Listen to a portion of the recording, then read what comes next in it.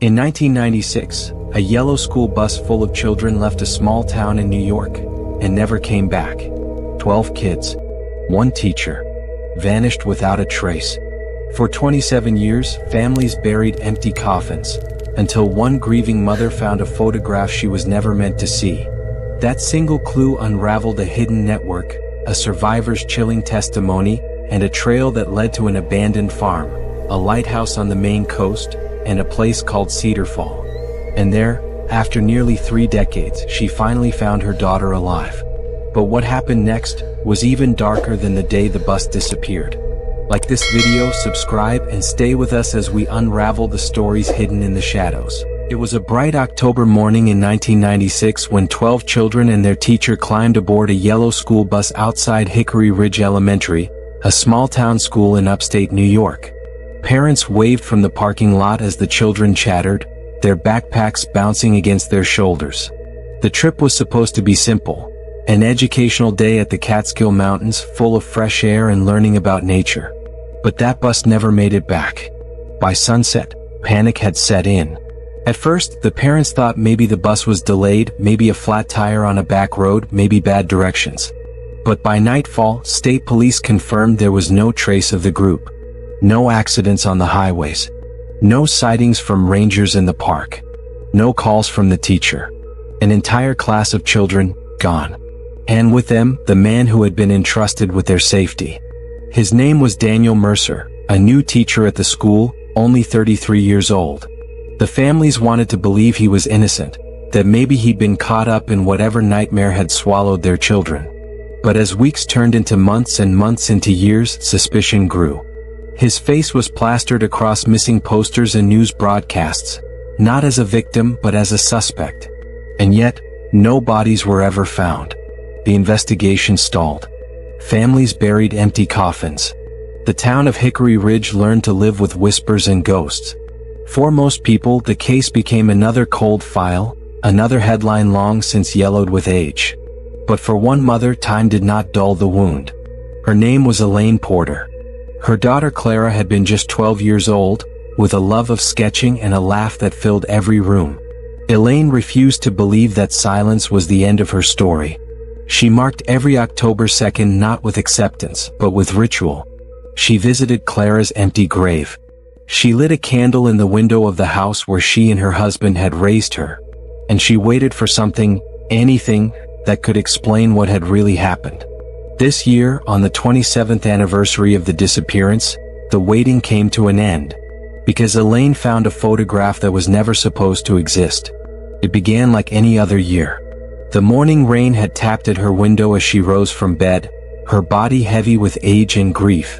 She dressed slowly, her eyes falling to the framed photo of Clara on her dresser. In the picture, Clara wore her red checkered school uniform, her hair tied with a ribbon. Elaine touched the glass and whispered, "Happy birthday, my girl." Clara would have been 39 that week. Her husband had passed a decade earlier. Her friends had stopped mentioning the tragedy, thinking silence was kindness. But silence was cruelty to Elaine. Silence was worse than death. She decided to visit her oldest friend, Margaret Donnelly. Margaret's son had been one of the missing children too. The two women shared the kind of bond that only comes from shared devastation. They had carried each other through the darkest years, through funerals without bodies, through birthdays without children. When Elaine arrived at Margaret's small bungalow, she carried a tin of shortbread cookies, because she never showed up empty-handed. Margaret greeted her at the door with a weary smile, ushering her into a kitchen that smelled of lavender tea. "How are you holding up today?" Margaret asked gently. Elaine shrugged, her lips pressed tight. "Some years are harder than others. This one feels heavier." They sat together in the living room, the rain tapping against the window, sipping their tea. After a while, Margaret rose and pulled a worn cardboard box from her cabinet. "I've been going through the police files again," she admitted, her hands trembling as she set the box down. "They let us request copies of the evidence years ago. I don't look often anymore, but today I felt like I had to." Elaine's pulse quickened. She hadn't known parents were allowed to keep such things. Margaret opened the box and spread the contents across the coffee table, Blurred photocopies, old notes, photographs sealed in plastic. And then Elaine saw it. It was a class photograph she had never laid eyes on before. A group of children standing beside the yellow bus, smiling wide. Clara was there, her red ribbon bright against the dull photo. But it wasn't Clara that made Elaine's heart stop. Standing just behind the children was a face that shouldn't have been there. Principal Evelyn Crane. Elaine's breath caught. She remembered that day clearly. Parents had been told the trip would be supervised by Daniel Mercer and one other staff member from the office. Principal Crane had insisted she would remain at school. She had even spoken to Elaine that very morning in the parking lot. But here she was in the photo, standing with the children, looking directly at the camera. Elaine's hands shook as she gripped the photograph. Why is Evelyn in this picture? She told us she stayed behind that day. Margaret frowned, peering closer. Some parents always said she went on the trip. Others said she didn't. I thought it was just confusion. But, she trailed off, her brow furrowed. Elaine's chest tightened. For 27 years she had believed one version of events. Now everything felt wrong. Margaret reached out, squeezing her hand. Please don't spiral, Elaine. We've chased ghosts before. Don't let this destroy you again. Elaine nodded, but her mind was already racing. That night she couldn't sleep. Every time she closed her eyes she saw the photograph. The principal's face. The children's smiles. Clara's red ribbon. The next morning, against every warning, Elaine boarded a bus to the old neighborhood where Evelyn Crane still lived. The ride felt endless, her heart pounding in her chest. When she stepped off at the familiar stop, she nearly turned back. But then she saw the house. The garden neatly trimmed, the same red shutters from years ago. Her legs carried her to the porch. She knocked. The door opened to reveal a younger woman in her 30s. Behind her, in the dim light of the hallway, Evelyn Crane appeared. Older now, her hair streaked with gray, her expression tight. Elaine introduced herself, her voice trembling. I'm Elaine Porter, Clara's mother. Recognition flickered in Evelyn's eyes, quickly masked. She ushered the younger woman inside and stepped onto the porch, closing the door behind her. What do you want, Mrs. Porter? She asked softly. Elaine held up the photograph. Why are you in this picture? You told us you weren't there that day. Evelyn stiffened, her eyes darting away. That photo was taken in the school parking lot before the bus left. I wasn't on the trip. I stayed behind. You must be misremembering. But you told me? I said what I said to the police. Nothing more. Please stop digging. For your own sake. Her voice was trembling, and Elaine noticed her hands twisting in the fabric of her blouse.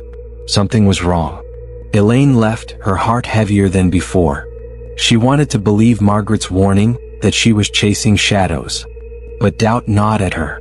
Later that afternoon, Elaine visited Clara's grave. As she placed fresh lilies against the cold stone, she noticed a figure standing several rows away, a young woman alone staring down at one of the children's headstones. Elaine's breath caught. It was the same woman from Evelyn's house. She approached cautiously. Hello. I saw you earlier at Principal Crane's. Do you know someone here? The woman's eyes widened, fear flashing across her face. She clutched a framed photo to her chest. For a long moment she was silent, then finally whispered, I come here every year. To grieve. Elaine swallowed hard. Were you related to one of the children? The woman's lips trembled. She looked at the headstone, then back at Elaine. Tears welled in her eyes. No, she whispered. I wasn't related. I was one of them. Elaine's knees nearly gave way. One of them? The woman nodded, her face pale. My name is Anna Whitaker. I was on that bus. I survived. The world seemed to tilt. Elaine gripped the headstone for balance, her breath ragged. For 27 years she had begged for answers. And now, standing before her, was the impossible, one of the missing children alive. Elaine's voice shook. Do you know what happened to Clara? Do you know what happened to my daughter? Anna's eyes filled with sorrow. She hesitated, then whispered words that would change everything. Clara didn't die that day. I know where she was taken. And with that, the first crack in the silence of 27 years split wide open. Anna Whitaker's words hung in the damp cemetery air like a storm that refused to break. Clara didn't die that day. I know where she was taken. For a moment, Elaine Porter couldn't move. She clutched the bouquet she had brought for her daughter's grave, her knuckles white, her breath caught in her throat. For 27 years she had lived with silence. And now, standing before her, was a survivor who had carried a secret no one else dared to tell. Anna's hands trembled as she hugged the framed photograph tighter against her chest. Her eyes darted around the cemetery as if afraid someone was watching. "I shouldn't have said that out loud," she whispered. "They told me not to. They told me if I ever spoke her name again, it would cost me everything." Elaine's voice cracked, desperation spilling out. "Please. You can't stop now. You said Clara didn't die. If there's even a chance she's alive, I need to know." Anna's face tightened with pain. Alive isn't the same as safe. And safe isn't the same as free. You have to understand, the people who took us, they never wanted us found. Elaine wanted to scream, to shake her, to demand answers. But she forced herself to stay calm, to let Anna speak in her own time. The younger woman took a deep breath, her shoulders trembling. "The day of the trip, we never made it to the Catskills. The bus stopped at a rest area off the highway. Men were waiting. They said Principal Crane owed them money, a lot of it. She had arranged everything. They made us switch buses. Smaller vans. They drove us in different directions. We were split apart that day forever." Elaine's heart hammered in her chest. "And Clara? Where did she go?" Anna closed her eyes as if summoning memories she had buried deep. "I was in one van. Clara was in another. But before they separated us, I saw one of the men grab her hand. He told the driver, 'She's coming to the farm. Boss's orders.' That was the last time I saw her. She was still alive then." "The farm?" Elaine repeated. Anna nodded. "That's what they called it. But it wasn't a farm. It was a compound out near the Pennsylvania border. Fences. Dogs. Locked doors. They kept some of us there for weeks. Others disappeared overnight. I don't know how long Clara stayed, but I heard her voice. At night, when everything else was quiet, I could hear her crying through the walls." Elaine's knees buckled and she dropped to the damp grass. Tears blurred her vision, but she refused to let go of Anna's words. Her daughter's voice. Crying. Alive. She had to know more. Before she could press further, the sound of footsteps echoed across the cemetery. Margaret Donnelly and her husband Matthew approached, confusion etched on their faces. "Elaine? Who is this?" Elaine turned, her voice trembling. "This is Anna Whitaker. She was on the bus. She survived." Their eyes widened. 4 years, every parent had clung to faint rumors of survivors. But none had ever materialized. And now here she was standing among them. Matthew frowned. "If she survived, why hasn't she come forward?" Anna's voice was barely above a whisper. "Because they told me what would happen if I did." Police sirens wailed faintly in the distance, growing louder as a squad car approached the cemetery gates. Anna flinched, fear written across her face. Elaine reached out, gripping her hand. "It's okay. You're safe now. Tell them everything." But safety, as Anna would reveal, was a fragile illusion. At the police station, Detective Mark Holloway, now grayer, slower but still haunted by the case, sat across from Anna in a small, sterile interview room. Elaine, Margaret, and Matthew waited just outside, straining to catch fragments of the conversation through the thin walls. Anna's voice wavered as she told her story. The rest stopped. The vans. The compound they called the farm. She spoke of long nights, locked rooms, and the whispered cries of children who vanished one by one. She described the men, some American, some foreign. She described Evelyn Crane, not as a helpless victim of debt, but as an active participant who had arranged the entire handoff. When Holloway asked about Clara, Anna's eyes filled with tears. "I don't know where she is now, but I know she didn't die that day. I know she was taken. I heard her voice. She was alive." The detective pressed. "Do you know who took her? Do you know where she went?" Anna hesitated. "There was one name I kept hearing. Whitcomb. They said she was his." The name meant nothing to Elaine. But Detective Holloway stiffened. He scribbled furiously in his notebook. Whitcomb. I've heard that name before. He didn't explain, but the look in his eyes told Elaine enough. This wasn't just a new clue, it was the beginning of a trail. That night, back at her home, Elaine sat in silence, the photograph of Clara trembling in her hands. Her mind replayed Anna's words over and over. She didn't die. I heard her voice. For the first time in 27 years, Elaine felt something she had almost forgotten. Hope. But hope came with a price. Because if Clara had survived that day, then someone had kept her alive. Someone had hidden her for nearly 3 decades.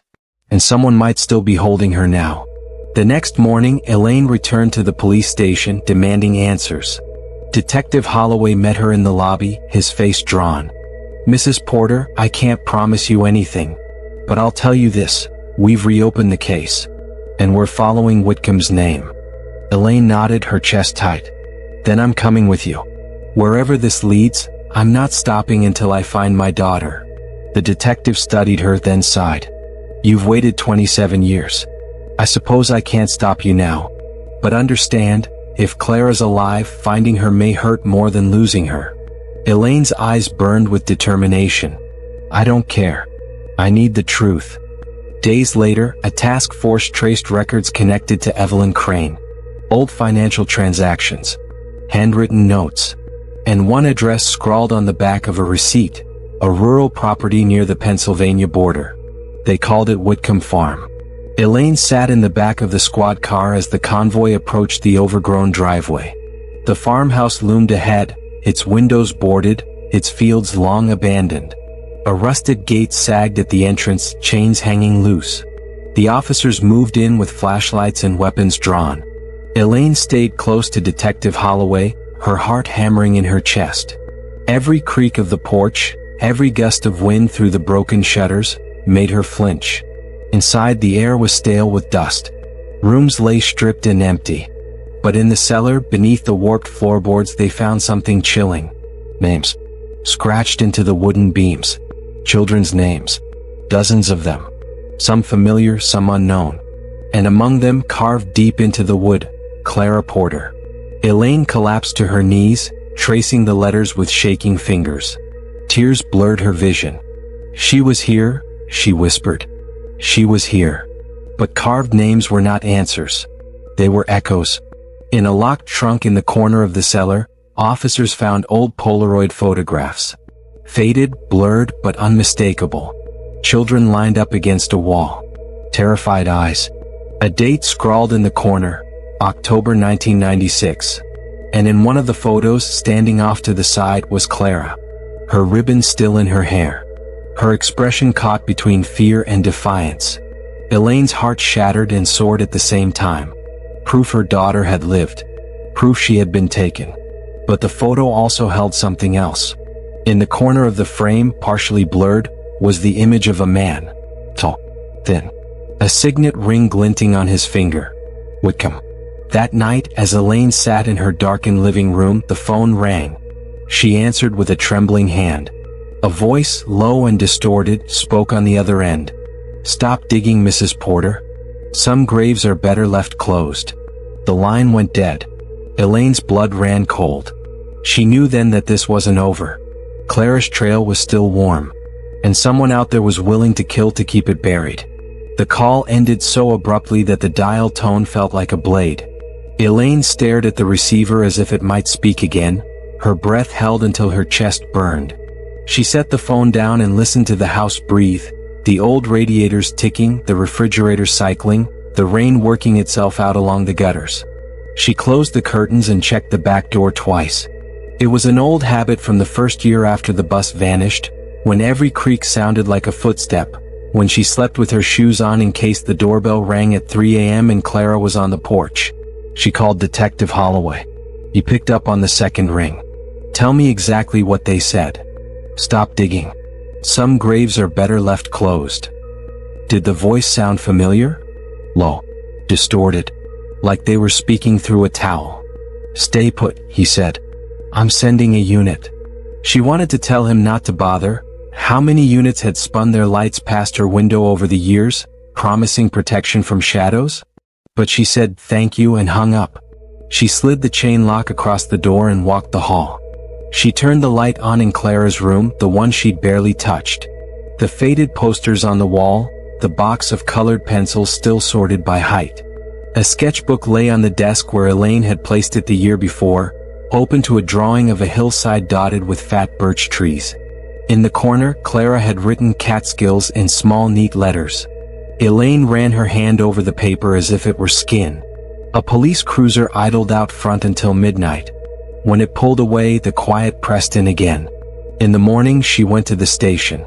Holloway met her in the lobby with a paper cup of coffee and a face that hadn't seen sleep. "We pulled trace on your call." Spoof. "Bounced through 3 VoIP servers and a library kiosk in Albany that's been closed since last spring. So they wanted us to find dead ends," Elaine said. "That or they like irony," he said and tried to smile. "We're working a parallel track. The name Anna gave us, Whitcomb, we're pulling on every thread. Do you know who he is?" "I know who he was," Holloway said. "A philanthropist.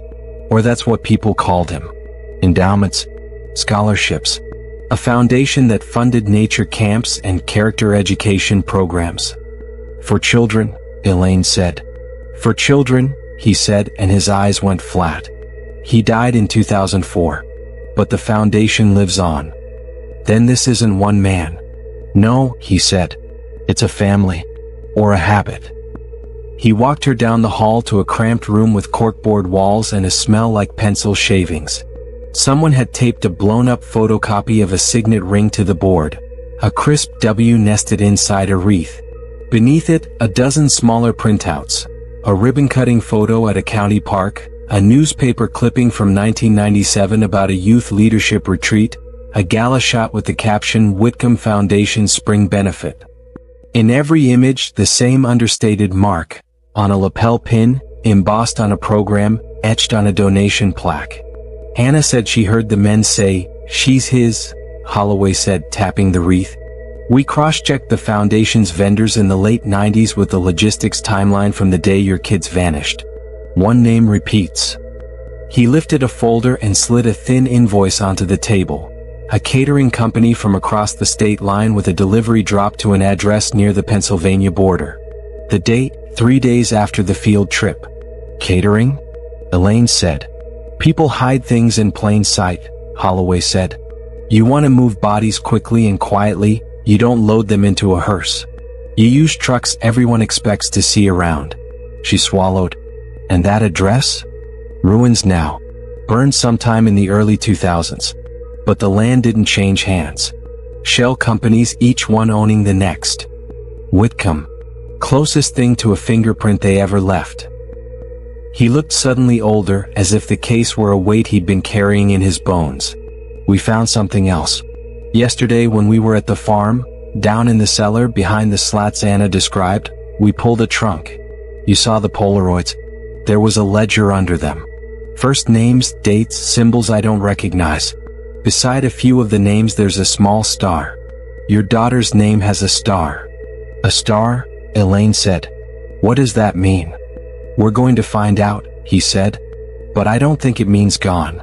I think it means set aside." "For what?" "For someone with a ring." He said they were bringing Anna in for another interview that afternoon. "She remembered something in the night," he said. "A word she says might be a place."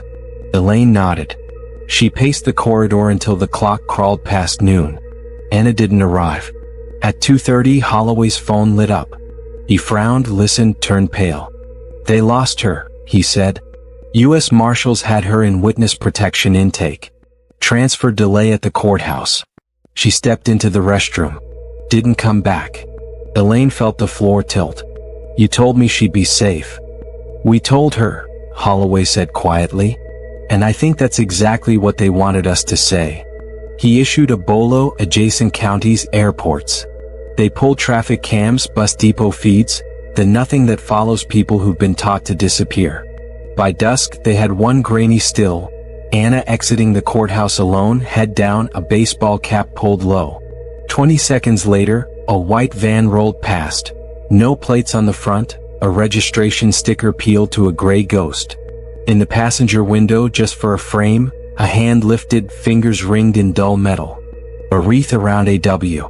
Elaine couldn't sleep that night, and when she did, she dreamed of a river at night, a boat slipping along without wake, a hand pulling something bright and small from the water, Clara's ribbon. She woke at 3 and did the thing she did when the fear had teeth. She made lists. Names, dates, places. Every Monday morning phone tree from the PDA. The names of the counselors from the nature center. The bus driver's route. The families who moved away in the first year because every hallway was haunted. In the dawn, one line she'd written in the margin tugged at her. Donor wall. She dressed and drove to the old school. Hickory Ridge Elementary had been renamed years ago. The plaque by the door now said Riverstone Academy, as if a new word could roll away what happened. She signed the visitor log with the firm round script she had once used for chaperone forms and asked to see the principal. The new principal, a woman younger than Clara would be now, listened politely as Elaine explained she was researching the school's history. When Elaine asked to see any old donor recognitions or alumni lobby displays, the principal said, "We boxed up a lot from the 90s. But some plaques are in the back hallway." Why? Elaine followed her down a corridor that smelled like floor wax and pencil lead. The principal gestured to a row of mounted plates. The school's earliest backers. A couple of foundations helped keep us afloat. Elaine leaned in. On the third plaque, a name she'd never noticed before. The North Star Haven Trust, with a small etched emblem in the corner, delicate laurel leaves around a faint initial. The wreath was there. The initial wasn't a W this time. It was an N. The leaves were the same. "Is this connected to the Whitcomb Foundation?" she asked. The principal shrugged. North Star funded after-school programs in the late 90s. A reading room. Those books are long gone. She smiled, apologetic and brisk. "We could use another donor like that." Elaine stared at the leaves until her eyes watered. Names change. Symbols don't. If the wreath traveled across foundations like a passport stamp, then it wasn't a single charity, it was a flag. She took a picture with her phone and texted it to Holloway. 15 minutes later he called. "I'm sending someone to pull their filings. North Star Haven is listed as a faith-based youth charity in 3 counties. Their most recent public event was a booth at the county fair last year. The man in the photo is smiling like a toothpaste ad, and on his hand. The ring," Elaine said. "The ring," he said. He asked her to meet him at Records downtown. They sat side by side at a microfilm reader like they were cramming for a test. In the 1998 Gazetteer, a photo spread on the county fair. A music stage, a tractor pull, a warren of booths. One booth had a hand-painted sign, North Star Haven, Mentors for Tomorrow. The man at the table was mid-gesture, as if persuading whoever held the camera. He had tidy silver hair and a kind face that seemed to reflect whatever you wanted to see. On his ring finger, near the knuckle, a square signet with a wreath. The caption read, "Mr. Whitcomb, longtime volunteer." "Of course," Holloway said softly. "You never put the name on the door. You let it drift through captions and gala programs. You let the ring do the talking." They printed the page and taped it to their board. Underneath, Holloway wrote Whitcomb equals North Star equals wreath, then added a question mark beside a fourth word, Haven. Elaine stared at the word haven until it throbbed. A haven is a harbor. Boats. She thought of her dream river. She thought of the delivery invoice with an address near the state line. She thought of the trunk in the cellar and the sound Anna described through the wall at night, the low hum like a generator, like a pump. "What if the river was part of it?" she said. "It's faster than roads, hidden at night." Holloway rubbed his jaw. "There's an old canal cut that runs within 2 miles of the farm. It was dredged in '95 for a flood control project. There's a boathouse marked on an old survey." He looked at her. "Come on." By late afternoon, they were standing at a chain-link fence topped with ivy, staring through at a low concrete building half sunk into a berm. The sign on the fence read "No trespassing." The padlock was orange with rust. Holloway lifted it, frowned, and twisted a bobby pin from his pocket with the disarming practicality of a man who had learned to stop waiting for warrants when kids were at stake. Inside, the boathouse smelled like damp wood and old rope. The canal beyond was a long dark stripe through reeds. The concrete floor bore stains like fat, soft-edged shadows. Along the far wall, old hooks still held 2 life vests, a coil of hose, and a metal first aid box stamped with a cross. Holloway pried it open. Inside, a roll of gauze, a packet of aspirin that had turned to chalk, and a photograph folded into fourths. He smoothed it on his thigh. The Polaroid was of a room with no windows and chalk marks on a wall where height had been measured, the kind of hatch marks parents kept on a door frame. Next to the highest chalk line, a hand had written CP in tidy block letters. The date in the Polaroid's white border, 1999. Elaine pressed her palm to her mouth. She was tall, she whispered. She was growing. Holloway turned the photo over. In ballpoint pen, someone had written 3 letters and a number, HVN 3. Haven, Elaine said. 3. Rooms, he said. And if there's a 3, she said, there's a 1 and 2. He found a locked metal cabinet bolted to the wall beside the dock cleats. The lock yielded to his improvised pick. Inside, a book wrapped in plastic. He slid it free and laid it on the bench. It wasn't a book. It was a ledger, waterproofed, the edges of its pages salted with time. He opened to the first page. Columns in a small consistent hand. Date, intake, mark, transfer. Under intake, names or initials, sometimes only age and hair color. Under mark, a symbol, a star, a cross, a wreath, a triangle. Under transfer, a shorthand he didn't recognize, RC7 LH2 HVN1. Elaine's finger hovered over the column. The star, she said. You said Clara had a star. Holloway flipped to October of 1996. He ran his finger down the page. His breath caught. There, CP12/F, mark. Transfer, HVN3 RC. What's RC? Elaine asked. He didn't answer. He was already flipping to a later page. February 1999. CP. Transfer, RCL.H-2. His throat worked. He closed his eyes. They moved her. To where?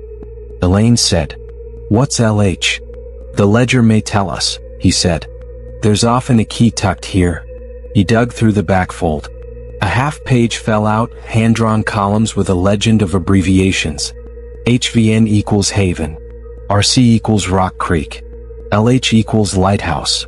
Each with numbers, rooms or buildings. Beside Lighthouse, an address that was really a set of directions. Old Causeway Mile 4.2, watch tide. Tide, Elaine said.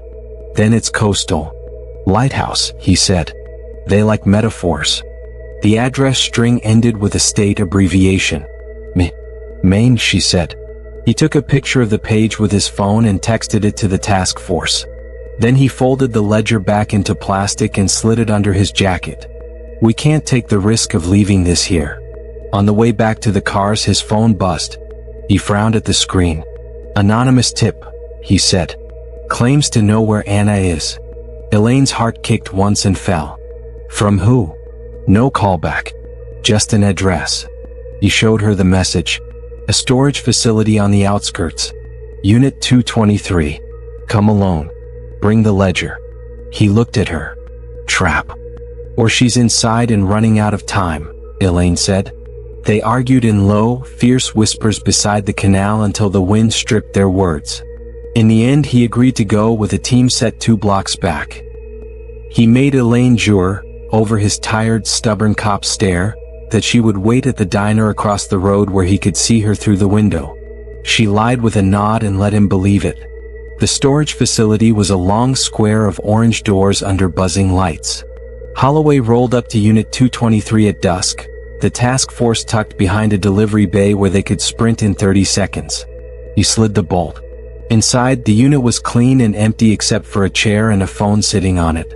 He didn't touch the phone. It rang anyway. He put it on speaker.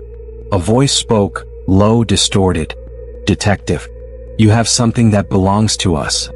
Holloway watched the parking lot through the unit's gap, saw Elaine's outline at the diner window, her hands clenched around a coffee cup. You have someone who belongs to us, he said.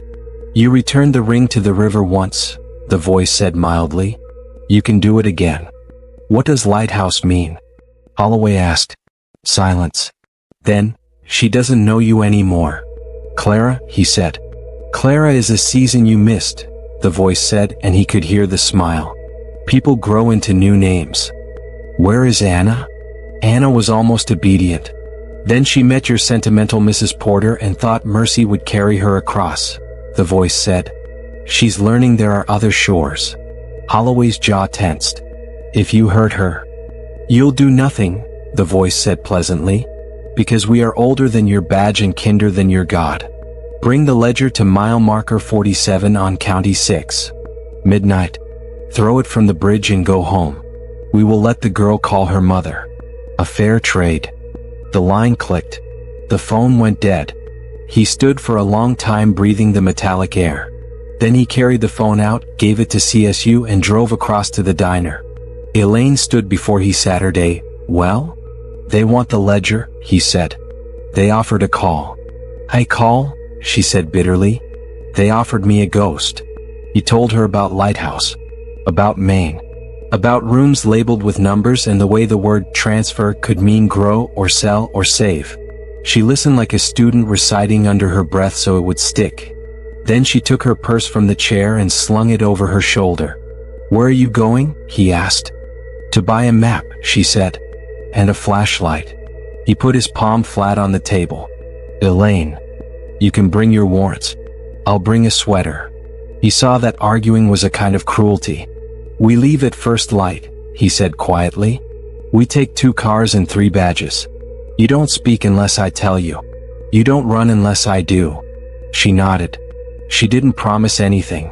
They reached the Maine coast afternoon the next day, a sky the color of pewter bent over water that looked like hammered steel. The old causeway was a strip of cracked asphalt scarred with salt. Gulls hunched on the rail like fat judges. At mile 4.2, a dirt road curled toward a shuttered lighthouse on a rocky spit. The tower's paint had sloughed off in wide flakes. The keeper's cottage was boarded. The only sound was the slap of wind under the eaves and the scrape of rope against a loose flagpole. Holloway parked a quarter-mile back and approached on foot with 2 officers. Elaine kept to the shoulder and stayed within their shadow. Close up, the cottage's boards weren't nailed from the outside.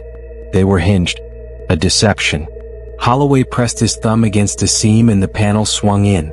Inside, the air was cold and smelled of mice and salt. The front room was empty. In the back, behind a half-wall, they found what they'd come for and what they hadn't asked to see. A hallway of doors, numbers stenciled over each frame. L.H-1, L.H-2, L.H-3. Elaine's breath came in small careful pulls. 3, she whispered. She was in 3. Holloway nodded to the nearest officer and lifted his chin toward L.H-3. The officer tested the knob. Unlocked. The door opened with a sigh. The room beyond was small. A cot, a shelf, a hook with no coat. The chalk marks were there on the wall at shoulder height, sparser than in the photo but unmistakable. A name had been sanded off with rough paper. Only the tail of a letter remained like a fish hook. On the shelf sat a tin cookie box with lilies painted on the lid. Elaine's hands shook as she opened it. Inside, a ribbon the color of faded cranberries and a pencil stub with teeth marks like small moons. She made a sound that was both laugh and sob, the body's way of surviving contradiction. Holloway took the box gently and slid it into his bag. Evidence, he said, but his voice was kind.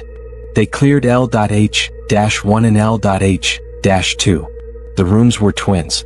In L.H-2 under the cot, someone had scratched words in the wood with the nail of a thumb. Start north at low tide. 2 hash marks, then a small arrow. North where? Elaine whispered. Holloway lifted his head and listened. The sea had dropped in the last half hour, showing a froth-slick ribbon of stones at the far edge of the spit. He stepped to the back door and pushed it open. Cold air poured in, smelling of kelp and iron. Trail, he said. They followed the stones along a narrow pinch of beach, the water licking at their boots. The arrow scratched under the cot made itself literal, Small stacks of 3 flat rocks placed at ankle height along the way, cairns the size of fists, visible only if you were looking for them. At the end of the spit, a gap in the rocks formed a slot that a human could squeeze through sideways. Beyond it, a low cavern hunched under the bluff like a mouth. Inside, their flashlights found old pallets stacked against the rock, brittle with salt, a crate with compartments, a lantern with a dead bulb. On the wall, somebody had carved circles in a neat grid, 30 of them, then scratched crosshatches through 19. A calendar you made with no paper and nothing to do but count. In the corner, rolling in the wind, was a plastic bracelet from a hospital, the kind nurses snap on a wrist while asking your date of birth. Holloway bent and pinched it between 2 fingers. The print was faint but readable. Order C. The date on it was 6 months old. Elaine's knees faltered. Holloway caught her elbow.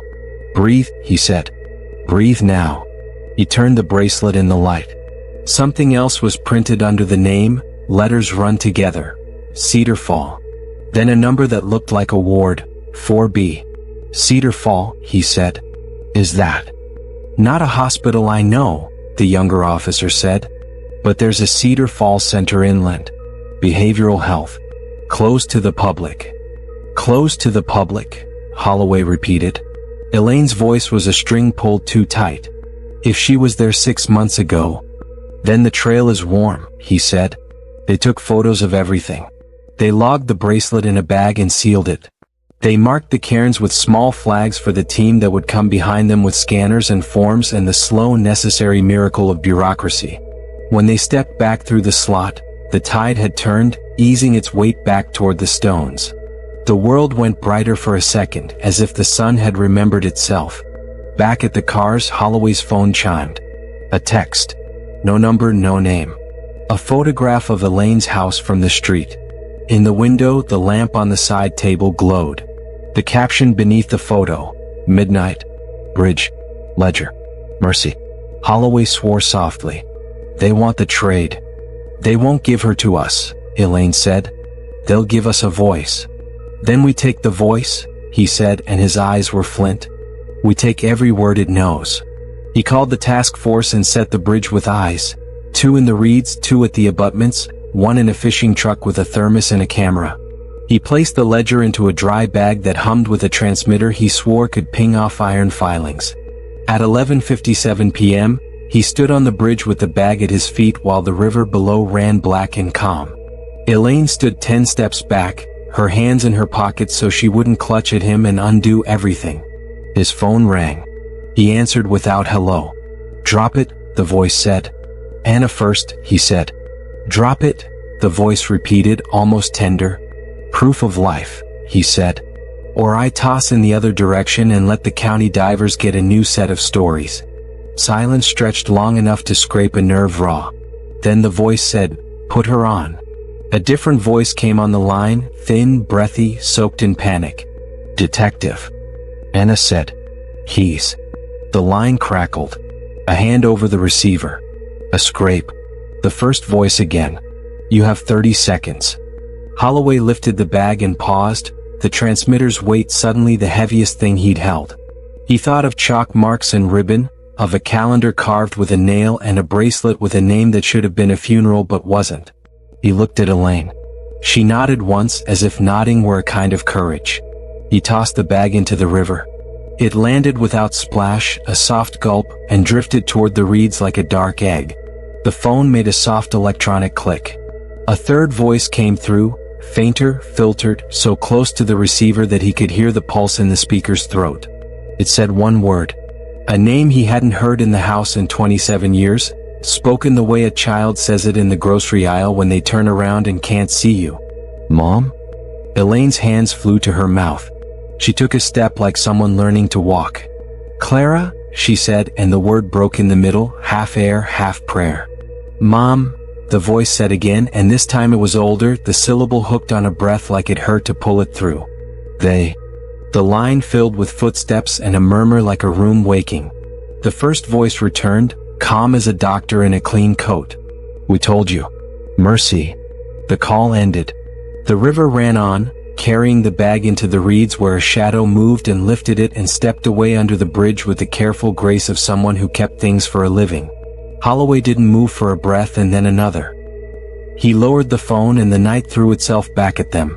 The insect hiss, the faint knock of rope against a mooring, a truck downshifting on the highway 2 miles away. He turned toward the reeds and lifted his chin once. Far down the bank, a figure in waders answered with a tiny flash like the wink of a fish. They had the ping. The bag was live. He and Elaine slid into the car and the team fell in behind them at a distance.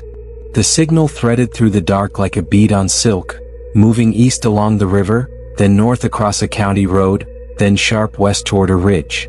They followed it past a shuttered mill and a red barn that had fallen into itself like a tired man. The transmitters drifted up a gravel drive and stopped at a long, low building with no windows facing the road. The place had a name hand-painted on a plank by the gate. Cedarfall Recovery. Elaine gripped the dash. "The bracelet," she whispered. Holloway put the car in park. He studied the building like a chessboard. "No lights at the front," he said. "Staff enter around back. Security cameras on the roof corners, aimed out, not in. That's not health care. That's custody." A woman in scrubs stepped out the back door and lit a cigarette. Her badge swung from her pocket. A man came out behind her and leaned on the rail. He wore no badge. He wore a ring. It was not the wreath. It was a plain band. But beneath the rail, in the shadows just beyond his shoulder, a brass plaque glinted. In the center of the plaque, half hidden by ivy, laurel leaves curled around a letter. Holloway lifted his phone, zoomed, held it steady with both hands. He whispered, "Lighthouse moved inland." Elaine's breath fogged the glass. The night smelled like cold pine and something sterile. A wind he couldn't feel moved the ivy and the letter showed itself. Holloway squeezed his eyes shut and opened them. "I need a warrant," he said and reached for the radio. Before he could key the mic, Elaine's phone vibrated in her coat. She pulled it free with hands that weren't steady and stared at the screen. An unknown number. No city. Just digits like a countdown. She answered and pressed it to her ear. A whisper came through, ragged as if the throat that pushed it had learned to do it in secret. "Don't let them come through the front," the whisper said. "The halls are locked. They'll move us. There's a laundry chute at the east wall. 4th floor. Ward B. I can drop." A clatter. A gasp. A hissed curse not in English. The line held for a heartbeat, then spit a burst of static and went dead. Elaine looked at Holloway, her face alight with something that burned through fear. "Ward B," she said. 4B. He stared at her, then at the building, then at the long straight night. Somewhere behind the walls, a voice had remembered what Mom felt like in the mouth. He put the car in gear, flicked the radio to a channel that would wake judges and said, "We go now." From the far end of the lot, a motion-triggered floodlight snapped on and washed the back wall in white. For a second, the ivy was a lattice of shadow and metal, and the plaque under it shone clear. The wreath around the W wasn't a wreath at all. It was a chain. And somewhere inside, a door blew open with a sound like a body hitting tile, and an alarm began to wail. The alarm ripped through the night, a jagged wail that seemed to shake the trees. Elaine clutched the dashboard as Holloway gunned the engine toward the long, low building with no windows facing the road. Behind them, the task force's headlights flared like a convoy of ghosts. Cedarfall Recovery. A name that promised healing. A building that hid chains.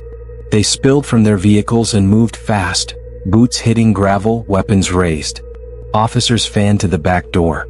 Elaine tried to follow, but Holloway caught her arm. "Stay here."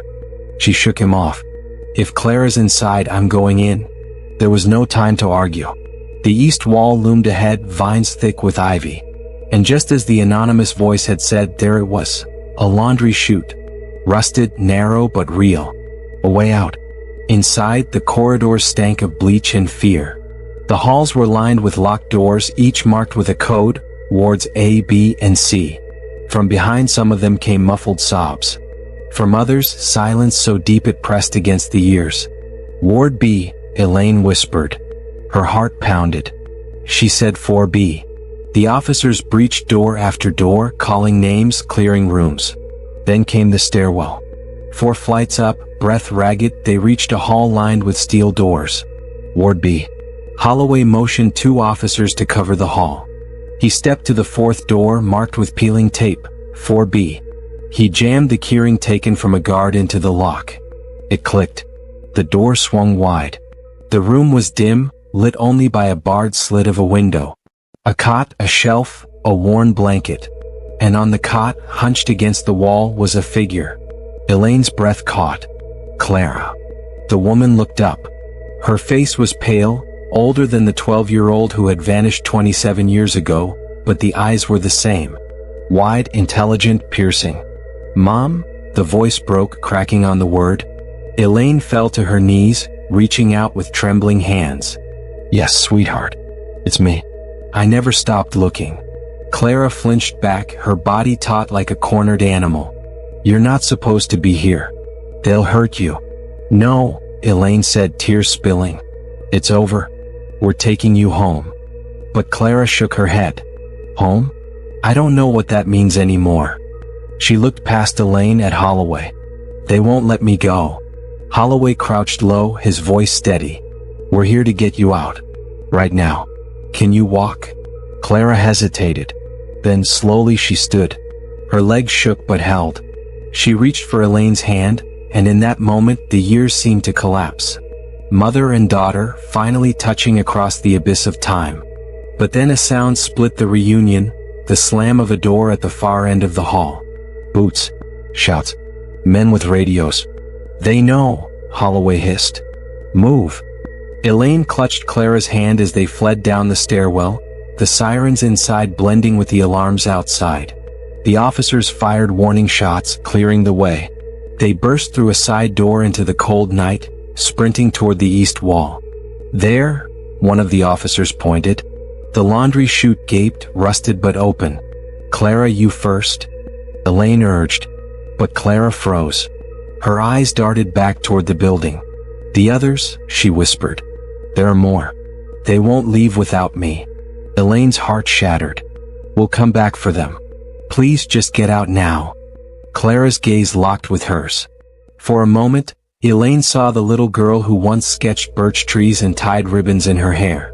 But the woman standing before her was something else, scarred, hardened, shaped by years and shadows.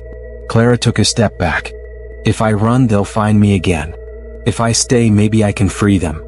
"No," Elaine cried. "Don't say that. Don't you dare say that." Holloway grabbed Clara's arm. "We don't have time. Decide now." Clara looked at her mother one last time, tears streaking her face. Then, in a voice torn between love and resignation, she whispered, "Tell Dad I fought." And before Elaine could stop her, Clara shoved her mother toward the chute. Elaine tumbled into the waiting arms of an officer below. She screamed her daughter's name as Holloway lunged, but Clara had already turned back toward the building. Toward the others.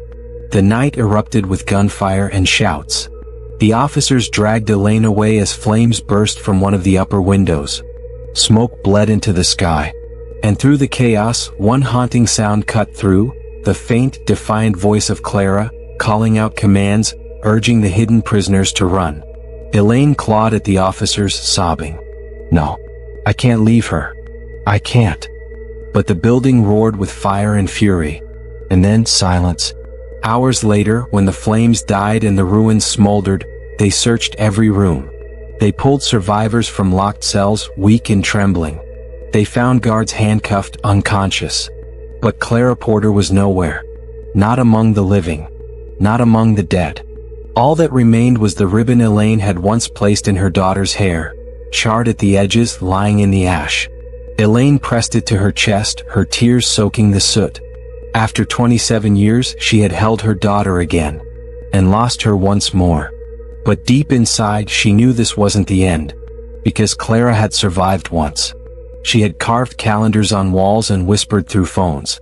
And maybe, just maybe, she had slipped away again, vanishing into the night with the same defiance that had kept her alive all these years. Elaine whispered into the dark, her voice steady with both grief and faith. "I'll find you again, Clara. However long it takes. I'll find you."